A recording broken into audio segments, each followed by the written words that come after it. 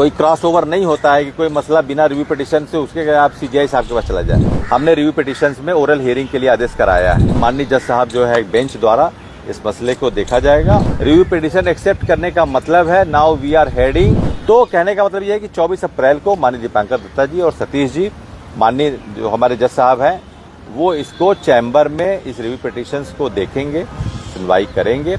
और जैसा कि आप जान रहे हैं कि 9 राज्य इसमें आए हैं। मोटर अधिनियम केस के बाद पहली बार रिव्यू पिटीशन में इतने सारे राज्यों का आना, ये हमारे केस के लिए बहुत सकारात्मक पक्ष है।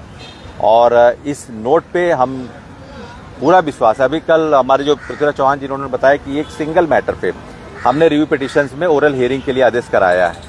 वो मैं स्क्रीनशॉट पे वो आदेश अभी डाल दूंगा, अभी इसी में कमेंट बॉक्स में वो स्क्रीनशॉट में डाल दूंगा। कल अभी हुआ है, पर्सनल इंडिविजुअल मैटर में रिव्यू पिटीशन में ओरल हियरिंग की मांग की गई और वो हो गया।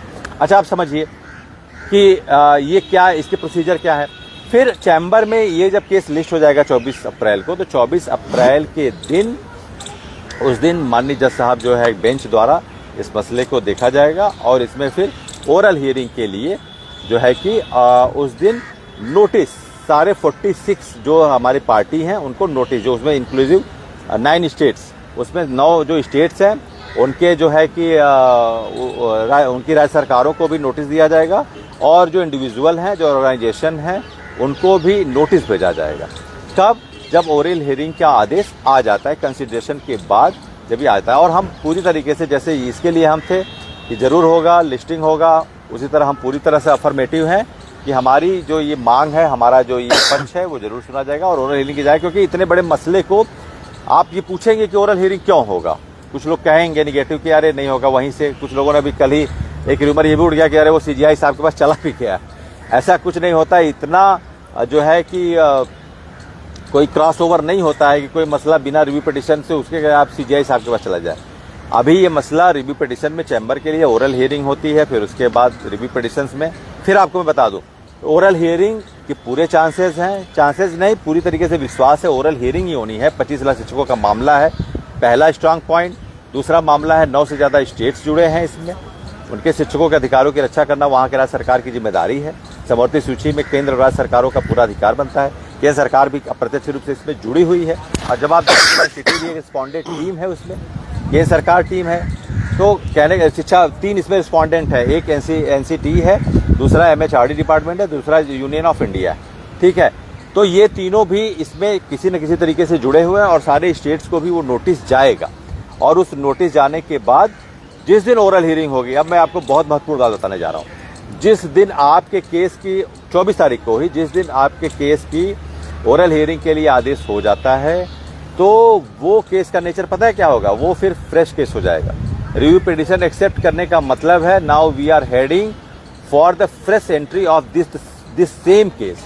We would have the fresh entry, it would just converted into the fresh one case. ये फ्रेश केस हो जाएगा। इसमें फिर सारी 45-46 जो भी पार्टीज हैं, उन पार्टीज को नोटिस जाएगा कि वो अपने अपने जवाब दाखिल करें, अपने अपने जो उनके प्रेयर है वो दाखिल करें कि उनके पास इस आदेश के काउंटर में, रिव्यू में क्या क्या उनके पास जवाब है। What they are having actually appropriate and legitimate counter prayer and content that they could file before the court, that they are having some logical point to review as the court has accepted the review petition. जिस दिन court ने ये कह दिया 24 अप्रैल को कि हम oral hearing open court में ही ये मसले को सुनेंगे, जिस दिन ओरल हियरिंग ये खत्म हो जाएगा, आपके केस का एक फ्रेश सुनवाई शुरू हो जाएगी। फ्रेश सुनवाई में आपके सारे जो हमारे आर्गुमेंट, और एक बहुत लोगों के कॉमन सवाल रहते हैं, कई बार हम लोग बताए भी हैं, लेकिन अब इस लाइव के माध्यम से बताना चाहूंगा। बहुत सारे हमारे शिक्षक साथी पूछते रहते हैं। अभी कल ही जो हमने डाला केस की लिस्टिंग को लेकर, उसमें AOR हेगड़े साहब का नाम था और ये अमित सिंह आदर्श में हेगड़े साहब का नाम था, विक्रम हेगड़े साहब एडवोकेट ऑन रिकॉर्ड उनका नाम था, और ज्योति सिंह आदर्श में पृथ्वीराज चौहान जी का नाम था। कुछ लोगों ने कहा कि सर आपने तो सिंघवी साहब को हायर किया, आपने मुकुल रोहतगी साहब को हायर किया। तो मैं बता दूं, आपकी गलती नहीं है। कुछ चीजें हैं लीगल जो आपको बताना चाहिए मुझे, मैं बताता भी रहता हूं। AOR क्या होते हैं? Advocate on records. Actually AOR का 3 काम होते हैं। एक तो रिव्यू पिटीशन फाइल करना, दूसरा कोर्ट लाइन को एडहेरेंस करना। ठीक है, पहला काम क्या होता है AOR का? एक तो होता है petition, they are liable, they are authorize to put the petition by their parties. वो पिटीशन जो है फाइल अप करते हैं। दूसरा actually they adherence the court timeline, court line को एडहेरेंस करते हैं कि कब है, जो हमारे आर्ग्यूइंग काउंसिल है उनको बताते हैं कि कब हमारी वो डेट है। तीसरा, they would produce the petitioner before the court, और वो अथोराइज होते हैं अपने पिटिशनर को कोर्ट में रिलेटिवली प्रोड्यूस करने के लिए। So three duties there are for the AOR, advocate on records in the Supreme Court. तो जब पिटिशन के जो वो आप देखते हैं लिस्टिंग में AOR का जो नाम आता है, बहुत इसको थारोली मैं समझा रहा हूँ, तो वो AOR एक्चुअली पिटिशन दाखिल करते हैं, इसलिए उनका नाम आता है। You can say them as a filing advocate, actually they are suppose to file the review petition, तो वो इसलिए उनका नाम आता है। बाकी ये जो हैं आर्ग्यूइंग काउंसिल, मुकुल रोहतगी जी, अभिषेक मनु सिंघवी जी, ये आर्ग्यूइंग काउंसिल है, ये AOR नहीं है। ये बहस करने के लिए जिस दिन तारीख मिलेगी उस दिन ये बहस करने के लिए आएंगे कोर्ट में। तो आप ये बिल्कुल कंसेप्चुअल समझ लीजिए।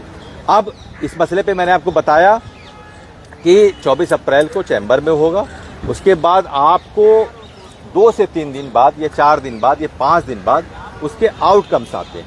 ठीक है, आउटकम्स का मतलब कि उसमें क्या डिसीजन हुआ।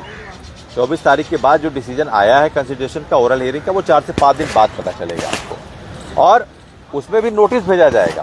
पहले तो ऑर्डर होगा ओरल हियरिंग का, फिर actually all the 46 parties would be given a notice by the honorable bench that they would come and produce their parts, their counter, their content to oppose this order what has been given by the honorable bench। उसको आपको फिर produce करना पड़ेगा। तो उसके लिए फिर वो लिस्टिंग की डेट आएगी, और वही हमारी जो डेट होगी वही होगी जिसपे हम हमारे जो आर्ग्यूइंग काउंसिल्स हैं वो उस दिन एड्रेस करेंगे, हमारे मैटर को खड़े होंगे और बताएंगे कि हमारा मसला ये है, कहाँ पे हमें जो है we have been not included, we have been not notified, और इसको रेट्रोस्पेक्टिव जो इसके फीचर है वो तमाम चीज़ें हैं, बहुत सारे कंटेंट है हमारी, हमने आपको समय पे बताया भी है जी, समय बताया है कि कैसे हम इसके लिए हमारी तैयारी फुल प्रूफ है, पूरी तरीके से समय बताते रहते हैं कि सारे कंटेंट हमारे तैयार हैं, कुछ भी ऐसा नहीं है।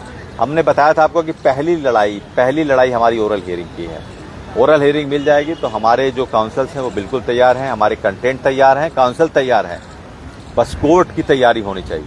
ये 3C का जो हमारा फंडा है, 3C, कंटेंट तैयार है, काउंसिल तैयार है, अब बस कोर्ट को हमको मौका देना है। इस 3C पे हम काम कर रहे हैं। इस 3C में हमारे कंटेंट और counsels they are well prepared, वो बिल्कुल प्रिपेयर्ड है, एकदम तैयार है। होमवर्क हमारा पूरा असाइनमेंट तैयार है, बस we are now waiting the hint, we are now waiting the appropriate listing date where our arguing counsel would come and put their pleading to defend our adaptable parts before the court।